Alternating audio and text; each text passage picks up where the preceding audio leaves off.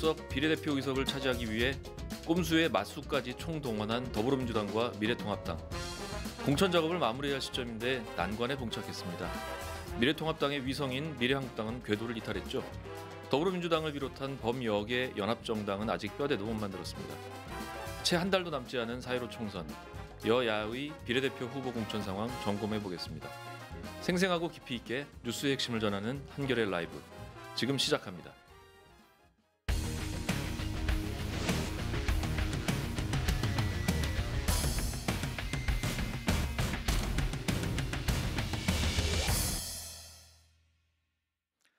먼저 대혼란에 빠진 미래한국당 그리고 미래통합당 쪽 현재 분위기 살펴보겠습니다. 야당 반장 맡고 있는데요. 정유경 기자 나와 있습니다. 정유경 기자? 네, 안녕하세요. 정유경입니다. 예, 안녕하세요. 요즘 말도 많고 탈도 많은데 미래한국당 비례대표 후보자 공천 확정됐습니까? 아니요, 아직 확정되지 못했습니다. 예. 공관위는 비례대표 명단을 넘겼지만 지금 최고위원회의에서 확정을 짓지 못하고 있는 상태인데요. 예. 오늘까지 최고위가 열리지 못했습니다. 정운천 최고위원은 좀 더 논의할 시간이 필요할 것 같다고 전했습니다. 아직 그 일정도 못 잡은 건가요? 네, 아직 일정이 정해지지 않았고요. 네. 비례대표 명단 가운데 네. 위성정당의 모부 정당이라고 할 수 있는 통합당의 영입 인재들이 20위권 내에서 한 명도 배치되지 않은 점이 문제가 됐습니다. 그렇군요. 지금 미래통합당을 본진이라고 할 수 있을 텐데 이쪽과 교감 없이 진행을 하면 이게 잘 안 될 가능성, 그러니까 사달이 날 가능성이 원래 있었잖아요. 한성규 대표가 왜 이런 선택을 한 걸까요? 네, 오늘 한성규 대표와도 직접 통화를 했는데요. 예, 직접 통화했죠. 단독 인터뷰를 하셨던데. 네, 한 대표 같은 경우에는 예. 초반부터 독립 공천을 하겠다 이렇게 꾸준히 사실 언론에 밝혀왔습니다. 예, 그랬군요. 그럼에도 이제 사람들 생각으로는 어느 정도는 통합당의 영입 인재들을 좀 고려하는 공천이 이루어지지 않겠느냐 이렇게 얘기를 해왔었는데요. 네. 이번에 그 젊음과 전문성을 강조하는 한국당 컨셉트 공천을 하다 보니 통합당의 인재를 특별히 차별한 것도 아니지만 순위 안에 들어오지 못했다는 게 한국당 쪽 설명입니다.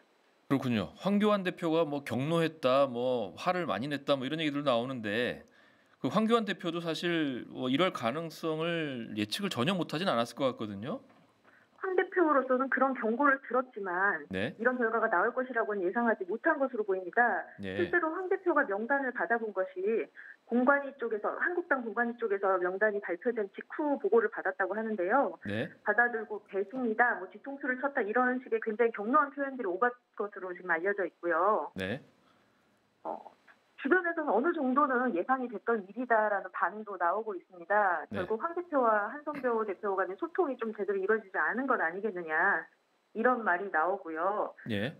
한성교 대표가 자체적으로 독립 공천을 해서 한국당과 통합당의 시너지 효과를 노렸다 이렇게 얘기는 다른 언론 인터뷰 등을 통해서 해왔지만 황교안 대표가 기대한 결과는 아니었던 것 같습니다. 이제 앞으로 황교안 대표, 이 미래통합당이 어떻게 나올지가 중요할 것 같거든요.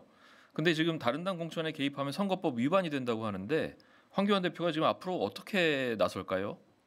네, 정당법상으로도 다른 정당의 공천에 개입할 수 없는 게 법적 문제가 될 수 있어서 노골적으로 사실 얘기를 할 수 없는 상황이고요. 네. 황교안 대표는 오늘 기자들을 만나서 그것은 우리가 최고위를 열 문제가 아니라 미래한국당에서 자체적으로 논의를 해야 될 것 같다 이렇게 거리를 유지하면서도 잘 될 것이라는 기대감을 드러내기도 했는데요.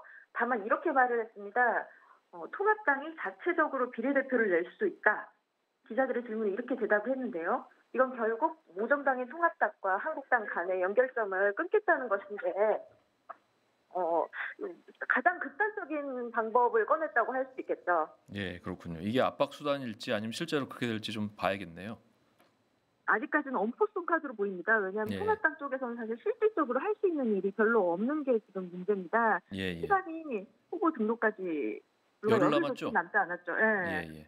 그래서 정당을 새로 만들기도 어렵고요. 그리고 만약에 통합당에서 자체적으로 비례대표를 낼 경우에 네. 보수 분열을 자초했다. 그러니까 결국은 황교안 대표의 리더십 문제. 왜냐하면 한성규 대표를 직접 임명이라고 하면 좀 그렇죠. 추천한 사람도 황교안 대표로 알려져 있거든요. 네. 그래서 결국은 황교안 지도부의 리더십 문제로 귀결될 수밖에 없지 않겠느냐 이런 얘기가 나오고 있습니다. 예, 혼선이 더 커질 것 같네요. 네. 예, 정유경 기자 잘 들었습니다. 수고하셨습니다. 감사합니다. 자, 이제부터는 비례대표 후보 공천을 둘러싸고 벌어지고 있는 이전 투구와 관련해서 우리 성한용 선임 기자 그리고 여당 반장을 맡고 있는 김원철 기자와 함께 더 깊숙하게 들여다보겠습니다. 안녕하세요. 네, 안녕하세요. 네. 우선 성한용 선임 기자께 좀 들어보죠. 미래한국당 공관위가 비례대표 후보 추천 명단을 확정을 했고요. 근데 최고위에서 지금 이걸 추인을 안 해주는 상황이고 최고위가 언제 열릴지도 지금 아직 모르는 거죠. 황교안 대표는 경로했고요. 위성정당이라는 걸 어떻게 보면 확실하게 보여주고 있는 건데 지금 한성규 대표가 황교안 대표한테 왜 반기를 들었는가 이게 참 궁금한 사항이거든요. 어떻게 보십니까? 글쎄요, 좀 크게 보면 뭐 네. 예정된 사고가 터졌다 이렇게 예. 봐야 되고요. 예. 이게 비례 위성 정당이라는 꼼수를 들고 나올 때부터 이제 이런 사고가 좀 어느 정도 예상이 됐고요. 부메랑이라고 하나요? 이렇게 네. 뭔가를 던졌는데 그게 한 바퀴 돌아서 자기 뒤통수를 때리는 말입니다. 그런 장면이라고 봐야 될 것 같습니다. 이게 한성교 대표가 굉장히 독특한 캐릭터예요. 네. 이분이 이제 한 4선 국회의원이고요. 또 친박 무소속으로도 당선된 적이 있고 그랬었죠. 이런 분인데 굉장히 죄송한데 이분 시각에서는 황교안 대표가 정치 애송이로 보일 가능성이 높습니다. 아, 그런가요? 그래서 둘이 뭔가 대화를 했는데 해석을 달리한 거죠. 이제 황교안 대표는 내가 다 잘 얘기했다 이렇게 해석을 하는 거고 이제 그 한성교 대표는 알았다 끄떡끄떡 해놓고 이제 자기 마음대로 하는 거죠. 그래서 그때 이미 그 당시에 그 자유한국당 시절이죠. 네. 신설합당 전이니까 그 당시에 자유한국당 의원 중에 저 큰일 났다. 저 한성규 대표 나중에 사고 칠 거다 이렇게 얘기한 사람들이 있었습니다. 그랬군요. 예, 제가 이제 그분한테 최근에 돗자리 까시라 어떻게 알았냐 그랬더니 한성규 의원을 저희가 잘 알기 때문에 그럴 줄 알았다. 이제 이런 표현을 하더라고요. 황교안 대표가 좀 나이브했던 측면이 있겠네요. 그렇습니다. 예. 결과적으로 당한 거죠. 자, 그럼 미래한국당 공관위가 작성한 비례 명단 좀 자세히 살펴볼 필요가 있을 것 같은데요. 일단 자유한국당 시절의 영입 인사들이 당선권 20위권에 하나도 못 들어갔거든요. 이거 왜 그런 걸까요? 뭐 한성교 대표가 네, 황교안 대표 부탁을 하나도 안 들어준 거죠. 별로 마음에 안 간단한 겁니다. 들었던 건지 어쩐 건지. 그렇습니다. 그러니까 딴 살림 차린 거죠. 딴 네. 주머니. 그러니까 황교안 영입은 영입이고 네. 나는 한성교다. 내가 길 간다. 그렇습니다. 예. 또 공병호라는 이제 공천관리위원장을 네, 그렇죠. 영입해가지고 우리 나름 개념으로 한다. 아까 이제 정유경 기자 소개를 했는데요. 네. 두 가지를 처음부터 얘기한 건 사실이에요. 네. 우리는 젊은 사람으로 한다. 네, 또 하나는 전문가로 한다. 젊은 전문가. 네, 젊은 전문가. 예. 실제 명단을 보면 젊은 전문가가 좀 많은 편입니다. 그렇게 규정을 할 수 있겠네요. 그렇습니다. 예. 그래서 뭐 지금 한성규 대표로서 아니 내가 처음부터 그렇게 한다고 그랬는데 그때는 말을 안 믿어놓고 지금 나한테 왜 이러십니까? 근데 이런 얘기를 언론에 하고 있는 거죠. 그렇군요. 네. 제일 주목받았던 분 중에 한 분이 사실은 유영하 변호사거든요. 그 박근혜 전 대통령 뭐 편지도 읽고요. 젊은 전문가가 아니었던가 봅니다. 이분도 안 들어갔는데. 그분 젊은에 일단 안 들어가죠. 그렇군요. 그 다음에 변호사가 뭐 전문성 있는 사람은 아닙니다. 그리고 또 한 가지 미래한국당에서 이제 한성규 대표 공병호 위원장이 이런 사람은 안 된다 하는 기준이 있었어요. 네거티브 네. 기준이죠. 불출마를 선언한 국회의원 안 된다고 했고요. 비례대표를 한 번이라도 한 사람, 또 다른 정당의 공천을 신청했거나 탈락한 사람 네. 안 된다고 했고요. 정치 철새, 계파 주동자. 계파 주동자, 계파 주동자 이런 네. 사람 안 된다. 또 중요한 게 국민 통합을 저해하는 국론 분열 인사. 아마 여기에 해당. 그러네요. 앞에는 하나도 포함이 안 되는데. 앞에 포함이 안 되고 여기에 아마 걸려든 게 아닌가 이런 생각이 들고요. 아무래도 이제 유영하 변호사를 공천했을 경우에 이번 총선이 이제 박근혜 뭐 컴백 뭐 이런 게 쟁점이 될까봐 그게 두려워서 주고 싶어도 못 준 그런 사정이 있는 것 같습니다. 근데 한성규 대표는 사실 어찌 보면 친박 쪽에 가까운 분 아닌가요? 주고 싶어 했어요. 그죠? 실제로 기자들하고도 뭐 줄 수 있다 이런 취지로 얘기를 했는데 그 밑에 이제 공병호 예. 위원장이 안 된다. 처음부터 단호하게 얘기를 했고요. 뭐 둘 사이에 약간 역할 분담이 있었던 것 같기도 합니다. 그러니까 한성규 대표 입장에서는 난 주고 싶었는데 우리 당에서 안 된다고 해서 못 줬다. 뭐 이런 알리바이를 만든 것 같기도 합니다. 그렇군요. 사실 그 지금 가장 그 또 사람들이 궁금해하는 것 중에 하나가 1번이 도대체 누구냐? 조수진 전 동아일보 논설위원이라고 돼 있는데 이분이 아마 종편에는 많이 나오셨나 봐요. 뭐 대깨문이란 말을 많이 써가지고 뭐 유명해졌다 이러는데 이 사람이 왜 1번에 배치됐을까요? 그 이제 저도 모르죠. 젊은 전문가인가요? 아직은 발표를 안 했습니다. 왜 이 부분을? 그런데 예. 어쨌든 젊은 예. 전문가 맞죠? 어쨌든 언론인이 전문가인지는 뭐 저도 잘 모르겠습니다만 아무튼 40대이긴 하더라고요. 예, 보니까. 그러니까 젊고 예. 또 언론 굉장히 오래 있었고 현장 기자를 오래 했어요. 예, 예. 이 동교동계하고 아주 가까운 기자입니다. 그렇군요. 이분 고향이 또 저 호남 쪽이고요. 예. 그래서 뭐 동교동에 뭐 아주 뭐 그 정통한. 그래서 한때는 동교동계 뉴스를 거의 조수진 기자가 독점을 했었어요. 그러니까 아. 동아일보가 항상 특종을 하고. 그렇군요. 예, 건너갑 고문 뭐 이런 동교동계 언론들이 아주 아유 우리 조수진 기자 뭐 이렇게 아유 우리 조 기자 하면서 챙길 정도로 굉장히 그 동교동 쪽에 정통한 기자고요. 또 이제 그 덕분에 지금 그 자유한국당 과거 한나라당 이쪽에 그 상도동계에서도 예, 좀 이렇게 그렇군요. 알아주는 그러니까 동교동계하고 상도동계가 이제 원래 형제 같은 사이니까요. 그래서 그쪽에서도 이제 조수진 기자를 좀 평가하고 그랬었는데 네. 이분이 이제 나중에 반문재인으로 이제 정체성을 바꾼 것 같아요. 이제 예. 동교동계에서 뭐 더 이상 특종을 할 일이 없다 보니까 아마 그렇네요. 그런 걸로 추정이 되는데 그래서 진행자 말씀하셨듯이 뭐 대깨문 대가리가 깨져도 문재인이다 이제 이런 아주 자극적인 표현을 해가면서 정편 스타로 네. 떠올랐고 뭐 그런 것들이 물론 이번에 여기서 고득점을 하는 그런 배경이 됐겠죠. 예, 그렇군요. 또 이른바 우파 유튜버들도 이번에 공천 신청을 미래한국당에 많이 했습니다. 결과가 뭐 호밀밭 어쩌고 하는 유튜버가 이번에 들어온 것 같던데요. 네, 그 바닥에서 꽤 유명한 분이에요. 아, 그렇군요. 이 부분도 좀 아직 그 왜 높은 점수를 받았는지 정확히 설명은 안 하는데 다만 면접에서 굉장히 잘했다. 점수를 많이 유튜브 받았다. 방송을 평소에 많이 해봐서 그런 것 같습니다.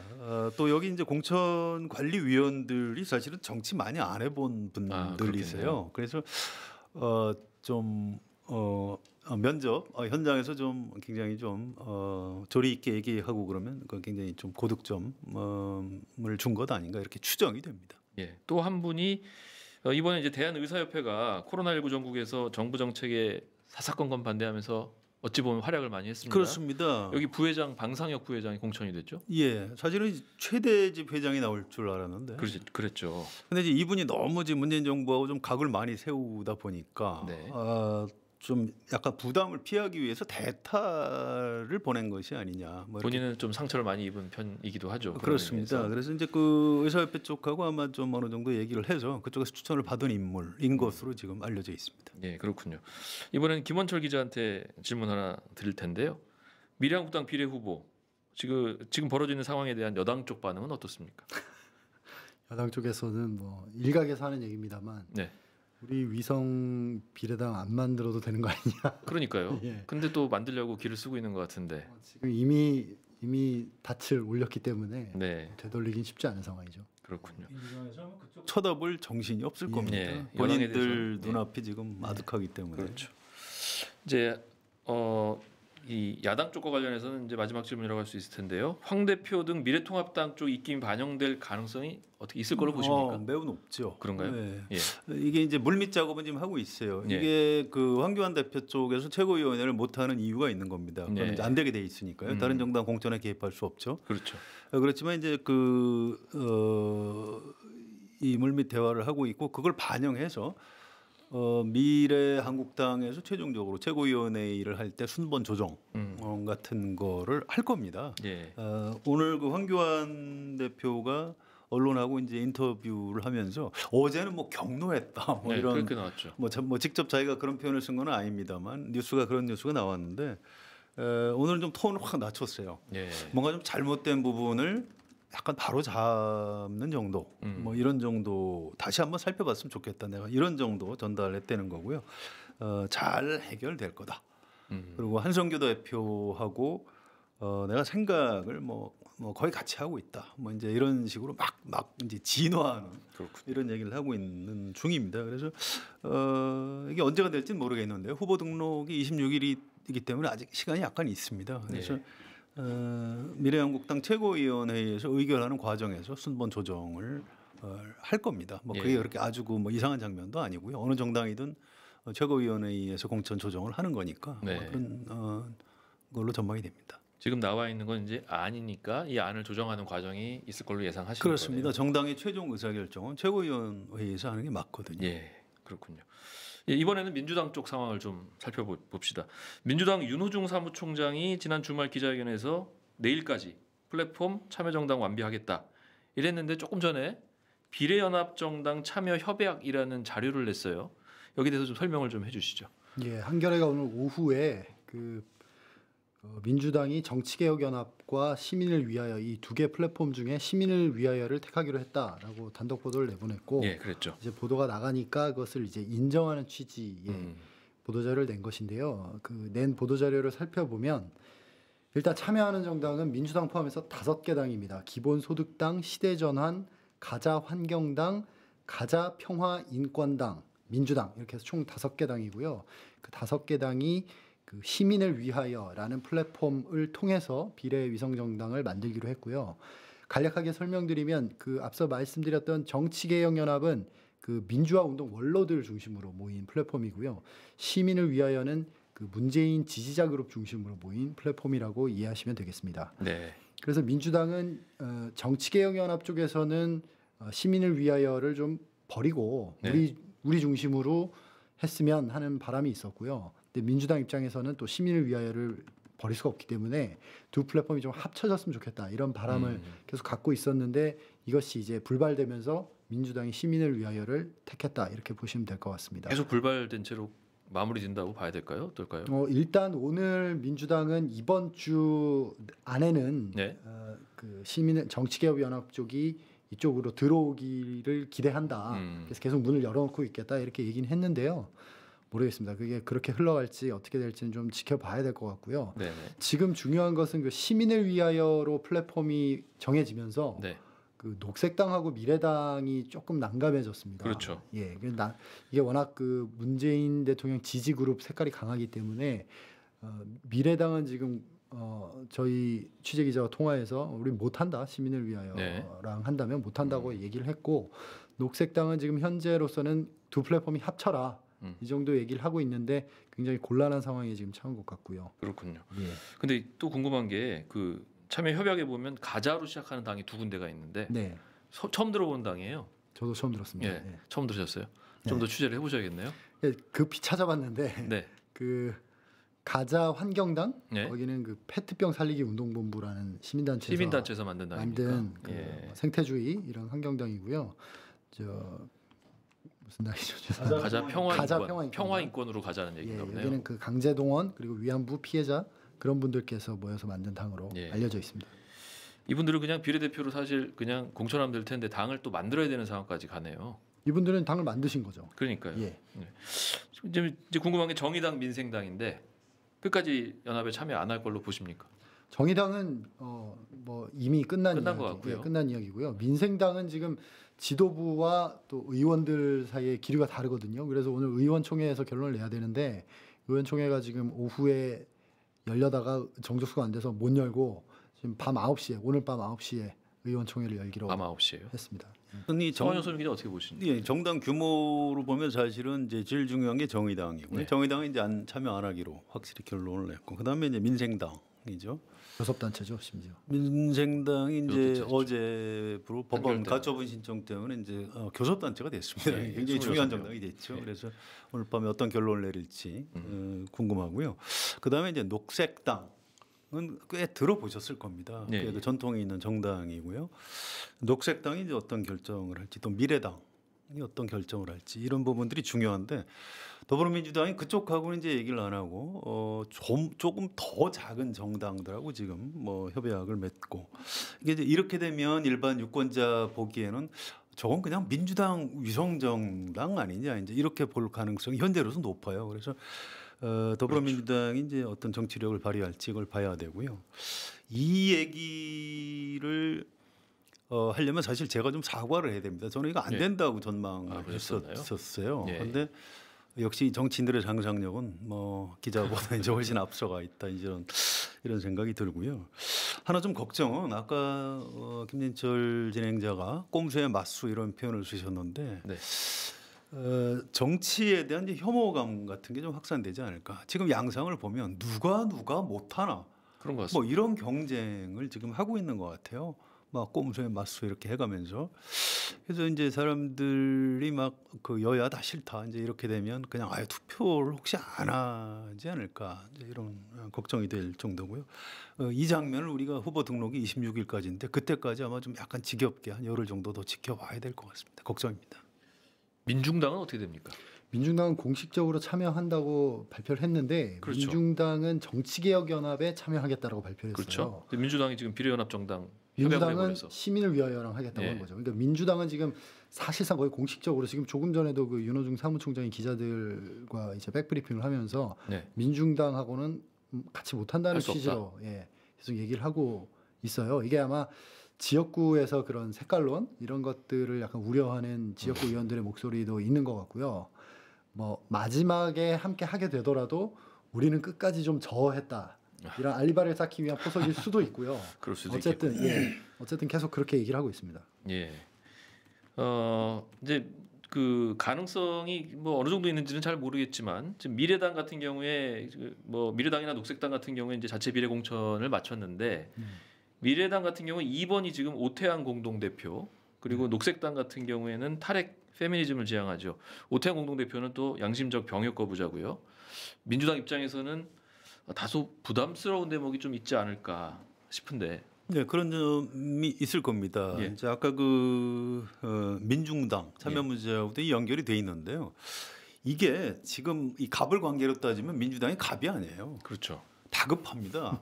전당원 투표까지 했어요. 이걸 지금 와서 되돌릴 수는 없는 겁니다. 사실 이제 당내에서는 이거 이렇게 복잡할 줄 알았으면 안 할 걸 그랬다 이런 이제 반성을 뒤늦게 하고 있지만 늦은 겁니다. 그래서 오히려 소수 정당들이 우리 저 의석 두 개 막 이럴 가능성이 있어요. 지금 그런 걸 따질 계제가 아닙니다. 민주당 입장에서는 어떻게든 명분을 살려서 지금 저쪽 이른바 보수 기득권 쪽에 뺏기면 안 된다. 이 명분을 갖고 국민한테 얘기를 해야 되기 때문에 그렇죠.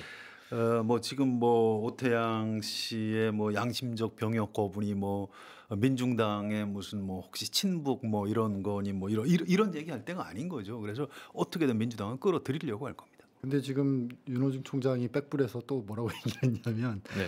이제 기자들이 질문을 했는데 민중당이 같이 오면 같이 하기 어렵냐 그랬더니 뭐 이념 문제라든가 이념 문제요. 성소수자 문제라든가 성소수자. 이런 불필요한 소모적 논쟁을 일으킬 정당과는 좀 뭐 이런 식으로 얘기를 했어요. 네. 그래서 이제 기자들이 아니 녹색당 같은 경우에 특히 성소수자 정책 공식적으로 들어가 있고 그런 부분이 있는데 어떻게 생각하는 거냐 그랬더니 뭐 좀 엄밀히 협의해야 될 사안이라고 생각한다 이런 식으로 얘기를 해서 속내가 드러나 버린 것 같네요. 모르겠습니다. 이게 일부러 포석을 그렇게 까는 건지 네. 선배 말씀하신 대로 급한데 지금 왜 이렇게 자꾸 메시지를 내는지 지켜봐야 지켜봐야 될 것 지켜보시죠. 뭐. 같습니다. 예. 그 조금 전에 성환용 선임 기자가 말씀하신 것처럼 뭐 작은 정당들이 급하게 만들어진 정당들이 두 자리나 나라 뭐 이럴 수도 있다라는 말씀을 하셨는데 사실 이게 이제 일부 뭐 민심을 왜곡하는 거 아니냐 이런 지적도 있거든요. 3%도 지지를 못 얻고 있는 당이 그런 의석을 가져가는 게 맞냐 뭐 이런 지적들도 일부 있습니다. 그 부분에 대해서는 좀 어떻게 생각하시나요? 그런 부분이 일리가 있습니다. 그렇죠. 사실은 지금 이런 선거제도를 하고 있는 독일 이런 데서도 이제 그 하한선 최소 득표율이 있거든요. 네. 그걸 설치하는 이유는 역사적인 아픔이 좀 있습니다. 극우 정당 같은 정당이 의회에 이제 슬쩍 발을 거쳐서 세를 확산할까봐 최소한의 이제 하한선을 둔 거죠. 그런데 물론 이제 지금 군소 정당이 뭐 그런 정당은 아닙니다. 어쨌든 이건 일종의 규칙이죠. 군소 정당이 난립을 하는 건 좀 곤란하지 않느냐 해서 정치 선진국에서도 이제 최소 득표율 하한선을 두고 있는 거죠. 네. 그 원칙을 그 정신 그런 제도의 어떤 취지에 따르면 연합 가설 정당 이건 사실 좀 맞지 않는 거죠. 그렇군요. 김원철 기자는 어떻게 생각하세요? 저도 뭐 문제 소지가 좀 있다고 생각하고요. 또 다른 의미에서의 선거법을 왜곡한다 이런 비판 가능할 것 같고 다만 이제 그 3%를 못 얻는 세력들이 어떤 정책 연합을 해서 그런 가치를 시민들에게 유권자들에게 호소해서 그 가치를 인정받아서 하나의 연대하는 세력으로 들어온다면 뭐 그거는 뭐 있을 수 있는 일이겠습니다만 네. 지금 사실 뭐 가치를 연합하고 정책을 연합하고 하는 그런 모양새가 아니라는 건 그런 것 우리가 같습니다. 다 알고 있고 지금은 이제 어떤 그런 모양새가 아니다 보니까 이런 비판에 대해서 방어하기가 좀 어렵지 않은가. 그런 생각이 그럼에도 불구하고 다양성을 좀 확충할 수 있는 수단이 되면 참 좋을 텐데요. 예. 자, 후보 등록이 이제 열흘 정도밖에 안 남았거든요. 지금 비례연합정당이 과제를 잘 맞출 수 있을지 어떻게 네. 예측하시나요? 그 뭐 워낙 전문가들이 많이 있기 때문에 뭐 어렵지 않다고 총론적으로 말씀들은 하고 있습니다. 하고 네. 있는데 이제 실무적으로 하나하나 따져 보면은 은근히 까다롭습니다. 그렇죠. 예, 은근히 까다롭습니다. 가장 이제 여러분들께서 보셔야 될 게 그 27일을 기준으로 보시면 됩니다. 27일 그러니까 26, 27일이 후보 등록일이거든요. 네. 그러니까 아무리 늦어도 27일까지 후보를 등록해야 되는 게 이제 최종적인 목표고요. 그럼 그에 앞서서 있어야 되는 게 당을 만들어야 되고요. 그렇죠. 그리고 그 당의 당헌, 그 당헌에 의해서 비례 후보를 민주적으로 선출 그리고 등록 이런 이제 타임테이블이 흘러가는 겁니다. 그러면은 이제 거기서부터 역산을 해보면 되는데요. 그럼 중앙당 창당을 신청한다고 해서 그날 바로 승인이 나오는 게 아니거든요. 그렇죠. 그러면은 선관위가 심사할 시간이 아무리 짧아도 이틀은 필요하다는 게 선관위의 얘기이기 때문에 그럼 25일까지는 중앙당 창당 등록을 마쳐야 하고 네. 그러니까 신청을 23일까지는 해야 됩니다. 23일까지. 예, 23일까지는 신청을 해야 되고 그러면 이제 그 23일에 앞서서 당헌을 만들어야 되겠죠. 네. 그 당헌이라는 게 뭐 기술적으로 만드는 건 뭐 금방 만들겠지만 이 당헌이 지금 이 연합정당의 일종의 비례 후보 공천에 관한 룰을 담을 것이기 때문에 그 합의라는 것이 쉽다면 쉽고 어렵다면 또 어려운 그런 과정이 남아 있는 것이죠. 남아 있고 또 이제 가장 큰 문제는 현역 의원 파견 문제가 있죠. 그렇죠. 지금 민주당은 파견을 추진하고 있고 최소 6명은 가야 된다. 6명이요. 예, 최소 6명은 가야 된다는 입장이고 지금 이해찬 대표와 윤호중 사무총장이 불출마하는 의원들 만나서 설득하고 있고 일부 지금 동의도 받고 있는 상황입니다. 그래서 이분들 같은 경우에는 27일 후보 등록 마감일까지 가면 되거든요. 그러니까 아직 조금 여유는 있습니다. 조금 여유는 그런. 당명 같은 경우에는 뭐 참여하는 당 이름을 다 붙여가지고 길게 만든다 이런 약간 얘기도 돌고 그러던데요. 예, 그렇게 할 것 같습니다. 뭐 그런가요? 예를 들면 지금은 또 당들이 바뀌어가지고 그렇죠? 모르겠는데 당시에는 이제 민주, 녹색, 미래 뭐 이런 식으로. 예, 그랬었죠. 예, 나열한다 이런 아이디어. 가자가 2개 들어가겠네요. 이제. 뭐 민주, 환경, 평화, 인권 뭐 이렇게 하지 않을까요? 민주는 어떤 경우도 민주는 들어가겠죠. 예. 그리고 네. 이제 현역 의원들을 파견해서 순위를 끌어올리면 네. 대충 몇 번째 칸에 있다 이게 이제 SNS를 통해서 알려지면 유권자들이 착각할 가능성은 별로 없죠. 예, 그럴 것 같습니다. 자, 이제 우여곡절 끝에 두 비례 전문 정당이 4.15 총선에 나란히 등장할 가능성은 높아졌고요. 이제 그 다음은 유권자 몫인데 미래한국당과 비례연합정당 목표 한 20석 이상을 확보할 수 있을 걸로 보시나요? 여론조사 결과 보면 어떤가요?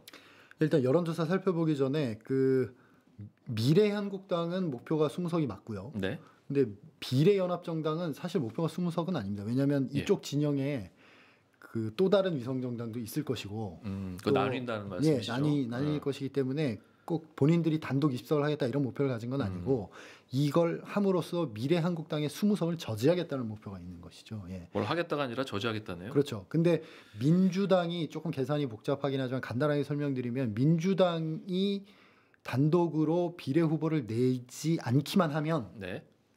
그 조건만 맞추면 미래한국당의 20석은 막을 수 있을 가능성이 굉장히 높습니다. 높다. 예. 예.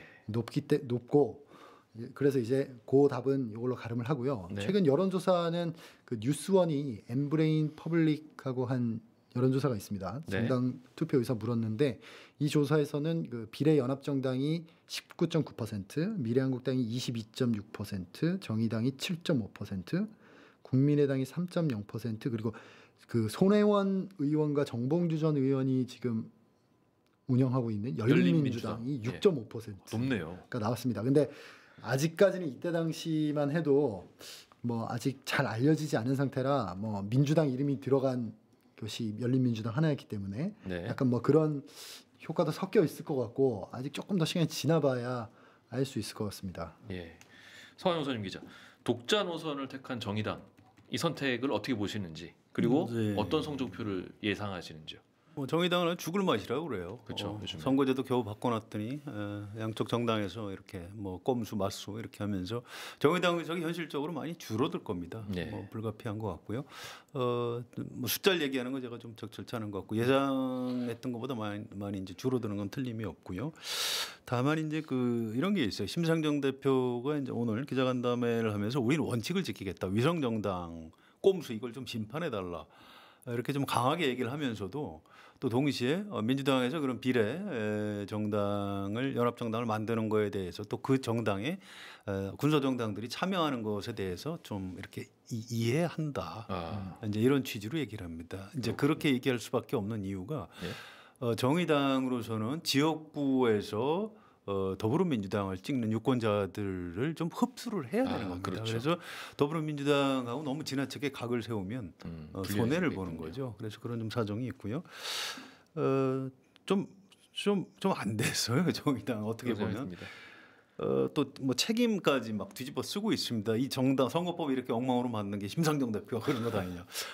아니 그 심상정 대표의 역할을 한 거는 맞지만 그걸 심상정 대표가 다 했다 이렇게 얘기할 수는 없는 거고요. 그걸 절대로 안 된다고 한 자유한국당 책임도 사실 큰 거고 그런데 비례 후보들 가지고 말들도 좀 몇 가지 있지 않았습니까? 예, 뭐 원래 이제 비례 후보 공천을 하면 그런 말들이 있는 겁니다. 네. 그런데 뭐 잘 그 음주운전인가 무면허 운전 이런 건 네. 정리를 했고 네. 기호 1번은 지키는 쪽으로 이제 당연히 그렇게 정리가 정리를 된 측면인데 앞으로 좀 봐야 될 것 같아요. 이게 네. 실제로 이 지역구에서 더불어민주당을 찍을 사람들이 아무래도 유권자들이 많은데 이 표심이 어떻게 움직일지 정의당으로 갈지 아까 김원철 기자 얘기한 열린민주당인가요? 네. 네, 그리 갈지 또 지금 만들고 있는 비례연합정당 그리 갈지 이 부분에 대해서 아주 치열한 신경전, 눈치 보기 이런 것들이 예상이 됩니다. 예, 그렇군요. 좀 전에 열린민주당 잠깐 말씀했었는데 여기 지금 주진영 전 하나투자증권 대표도 들어가기로 했다고 네. 어제 페이스북에다 네. 썼더라고요. 네. 또 다른 분도 갈 거라는 말들도 계속 나오는데 네. 여긴 어느 정도로 전망하시나요? 전망은 하면 안 되고요. 여론조사 결과를 보면 뭐 6.5%가 나왔으면 6.5%가 상당한 나와서 것 같은데. 예, 3%는 뭐 어렵지 않게 넘기지 않겠느냐 이렇게 볼 수 있지만 네. 진짜 결과는 까봐야 하는 것이고요. 6%를 얻는다면은 지금 단순히 계산하면 10석 정도 되거든요. 근데 네. 또 다른 위성 정당들이 많기 때문에 그 몫을 나누고 하면 이렇게 많이는 나올 수 없습니다만 나올 수 없고 다만 이제 주진영 대표 같은 경우는 꽤 인지도가 있는 사람이기 그렇죠. 인지도가 때문에 상당하죠. 예, 열린민주당에 큰 도움이 되지 않을까 이렇게 볼 수 있습니다. 청와대에서 최근에 그만둔 분이 간다는 말도 있었는데 그건 아직 예, 정광욱 비서관 뭐 청와대에서 일단 아니라고 그러고요. 예. 그런데 열린민주당에서는 올 거다 이렇게 올 얘기를 거다. 하고 있고요. 그러니까요. 묘한 게 지금 주진영 하나투자증권 대표했던 분이죠. 이분이 또 발이 꽤 넓지 않겠습니까? 그렇죠. 이분이 이제 여기저기 내가 여기 갔는데 와라. 이 정당 그렇게 이상한 정당 아니다. 해서 지금 스카우트 전쟁을 하고 있습니다.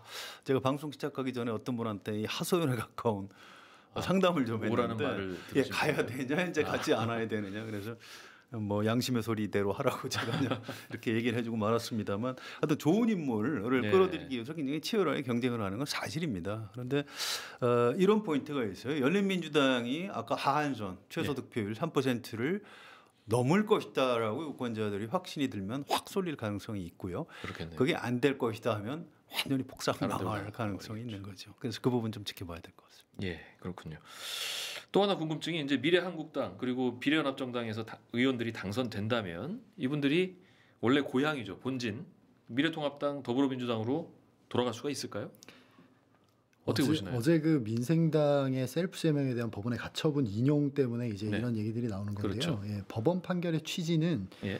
이 비례대표로 특정당 소속으로 비례대표 의원이 된 사람들이 자기 자의가 아닌 타의에 의해서 그 당을 나가게 됐을 때 네. 국회의원직을 박탈할 수 없다. 그때 보호하려고 하는 예, 거죠. 그때 보호하려고 취지가. 하는 것인데 이 사람들이 셀프 제명을 한 것은 그 네. 취지에 맞지 않기 때문에 무효다. 그렇죠. 그렇게 본 것이기 때문에 이 미래한국당이나 비례연합정당에서 뭐 출당, 제명 이런 식의 방식, 그러니까 타의에 의한 방식을 적절히 잘 형식적으로 유지하면 형식적으로는 뭐 가능하지 않을까. 하위에 의원 할 수 있나요? 비례의원밖에 없는 거 아니, 아닌가요? 그러니까 의사결정 기구가 꼭 의원총회일 필요는 없는 거죠. 그렇군요. 예, 뭐 최고위원이나 뭐 그 당의 사무를 관장하는 다른 기구들이 있으니까요. 다만 이제 변수는 이제 20석이 되어서 단독 네. 교섭단체가 되면 좀 다른 생각을 할 수도 있지 않아 그렇게 예측하고 있습니다. 근데 예. 뭐든지 맘만 먹으면 못할 게 없는 게 대한민국 정치이기 때문에. 근데 이제 이런 부분이 있어요. 저도 이제 최근에 민주당 사람들한테 자, 그럼 선거 이후에 어떻게 되냐? 그 정당 해산을 하냐? 아니면 페이퍼 정당으로 그냥 놔두냐? 왜냐하면 비례대표로 국회의원이 됐는데 그분들이 이제 뭐 국회의원을 그만둘 경우에 승계를 해야 되거든요. 그렇죠. 자, 해산이 되면 누가 승계하죠? 아, 그런 문제도 있네. 이런 문제가 있습니다. 그래서 어떻게 할 거냐 그랬더니 잘 모르겠다 그래요. 아직 거기까지 검토가 안 돼 있는 상태입니다. 우선은 비례연합정당 만들어서 이른바 보수 쪽에 그 독식 그 너무 많이 먹는 걸 좀 막아야 된다. 지금 이게 급하기 때문에 사실 그런 부분까지 법률 검토가 충분히 안 돼 있고요. 그래서 설사 비례연합정당을 만들어서 그 의석을 꽤 차지하더라도 두고 이 부분이 아마 좀 문제가 될 것 같고요. 저는 다음 총선에는 이게 비례 전문 정당 좀 아예 좀 없앴으면 좋겠어요. 네, 그러니까 법 개정을 뭐 하든지 해야 될 것 같은데요. 지역구에 뭐 어느 정도 규모 이상 후보를 내는 정당이 그 연동형 비례 의석 배분에 참여할 수 있도록 이렇게 조금 강화할 필요가 있지 않나 이런 생각이 듭니다.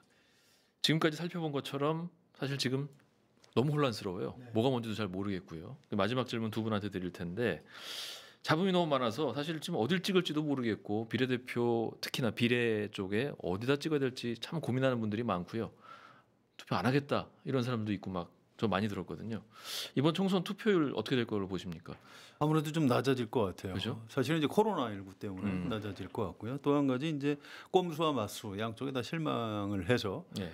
아유, 그냥 난 투표 안 할랜다. 아예 지역구 투표율 자체가 이제 떨어져 버리는. 그러니까 지역구 투표만 하고 비례 정당은 투표 안 한다. 이거는 상상하기 어렵거든요. 아예 그냥 가면하게 되는 거니까요. 그렇습니다. 가면은 어딘가를 찍게 되죠. 그런데 이제 이런 것들이 이제 아까 시작할 때 말씀드렸듯이 약간 정치에 대한 환멸 같은 거를 좀 불러일으키고 반정치주의가 좀 확산될까 이런 저입니다. 걱정이 있고요. 예.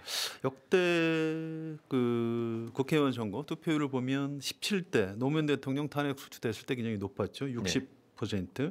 또 이명박 대통령 당선 직후에가 46.1% 굉장히 낮았고요. 그다음에 19대 박근혜 문재인 두 분 대결했을 때 54%.